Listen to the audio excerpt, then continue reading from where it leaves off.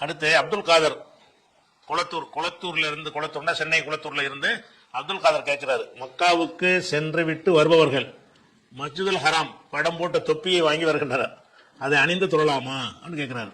அதாவது தொப்பியில மக்கா படம் போட்டிருக்கும்ல, அப்படி ஒரு படத்தை போட்டுக்கிட்டு மக்காவில் விற்கும் மேல இருக்கு, அதை வாங்கிட்டு வர்றாங்களாம். வாங்கிட்டு அதை அணிஞ்சு தொழுகிறாங்க, அது கூடுமா அப்படின்னு கேட்கிறாரு. எந்த ட்ரெஸ்லையும் தடுக்கப்படாத எல்லா ஆடையுமே கூடும்.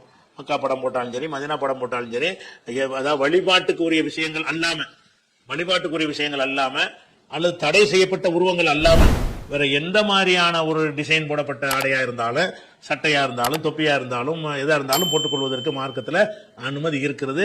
அது கூடாதுன்னு சொல்வதாக இருந்தா அதுக்கு ஆதாரத்தை கூடாதுன்னு சொல்றவங்க காட்டணும். அப்படி தடுத்தாங்க ரசூலுல்லாஹ், தடுத்து எல்லாமே நமக்கு ஹலால் தான், எல்லா ஆடைகளும் ஹலால். அதுல தடுக்கப்பட்ட ஆடை எது? ஆண்களா இருந்தால் பட்டாடை, காவி நிற ஆடை தடுக்கப்பட்டிருக்கிறது. பெண்களா இருந்தால் அது கூட தடை கிடையாது, அவங்க காவிலையும் போடலாம், பட்டலையும் போடலாம். அப்ப ட்ரெஸ்ல அவ்வளவுதான் அங்க தடை செய்யப்பட்டது. அது மாதிரி வேற என்ன இருக்குன்னு கேட்டா, டிசைன் போடுறாங்கல்ல, அந்த போடப்பட்ட டிசைன் பிற மதத்தவர்கள் வழிபாடு செய்யக்கூடிய டிசைனாக இருந்தால் அந்த ட்ரெஸ்ஸை போடக்கூடாது. அது சட்டையா இருந்தாலும் சரி, தொப்பியா இருந்தாலும் சரி, எதா இருந்தாலும் கைலியா இருந்தாலும் சரி, அது போடக்கூடாது. வழிபாட்டுக்கு இல்லாத உருவங்களா இருந்தால், சின்ன உருவமா இருந்தா போட்டுக்கலாம், பெருசா இருந்தா போடக்கூடாது. இதுதான், இதை தவிர வேற எதுக்கும் தடை கிடையாது. அதனால அதே நேரத்தில் இன்னொரு விஷயம், உங்களுடைய தவறான நம்பிக்கை ஒண்ணு இருக்குல்ல, அது ஒரு புனிதம், அது ஒரு பாக்கியமிக்கது, அது ஒரு வரக்கத்தானது அப்படி நினைப்பார்களே, ஆனால் அந்த நினைப்பு தப்பு. அதுக்கு இந்த கேள்வி இருக்கிறது. நல்லா கேட்பான், இது யார் நான் புனிதமாக்கணும்னா? மக்கா படம் போட்டு எந்த படத்தை வேணாலும் போடலாம், ஒரு படத்துக்கு அதில் போட்டோன்னு புனிதமாயிருமா?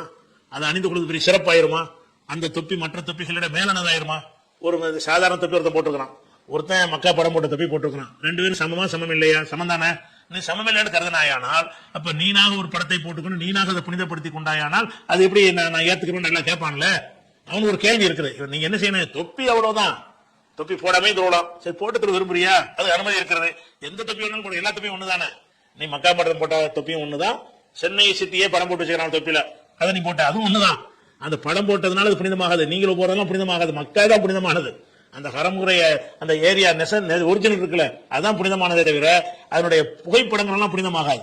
புனிதமான மக்காவுடைய படம்னா அந்த படம் புனிதமாயிருமா? அது மையி, அது புனிதமானது கிடையாது. அது பிரேம் பண்ணி மாற்றி வச்சுக்கிறானா இல்லையா? அது மக்கா படம், அது எப்படி மக்காவாகும்? அது மக்காவாது. சும்மா அழகுக்கு வேணா போட்டுக்கலாமே தவிர அது புனிதம் நீங்க கொடுக்கவே கூடாது. புனிதம் கொடுத்தது அல்லாஹ் அந்த ஒரிஜினலுக்கு தான் கொடுத்துருக்கான். நீங்க அதே மாதிரி ஒரு காப்பி எடுத்து போட்டோ எடுக்கிறதெல்லாம் புனிதமான ஆக்கல.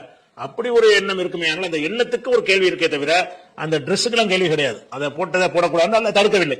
அதனால மக்கா போட்ட படத்தையும் போட்டு தொழுவனா அதுல எந்த குற்றம் வராது.